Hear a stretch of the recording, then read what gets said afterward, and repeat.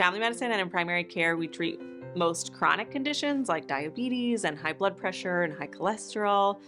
And then we get to see a lot of sort of acute needs too, when people have a muscle injury or people are acutely ill, like have a cold or something like that. But then sort of the bulk of our care too is in preventative medicine. So we talk about vaccines, we talk about nutrition, we talk about health and wellness. I spent a lot of time doing extra training in women's health.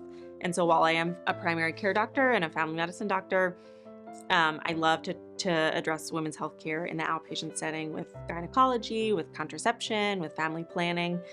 So those are some of my special interests. And I feel really strong and I'm really passionate about gender affirming care, which is something I practice now and continue to learn about.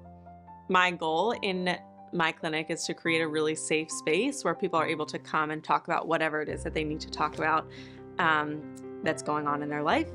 And so I think that is kind of my biggest strength as a family physician, is that my ultimate goal is to create a relationship where people are comfortable. And I think it is felt by my patients. I love that this job empowers people to take care of themselves and to promote their own health and wellness. And I love that I get to walk with people and encourage people along that journey.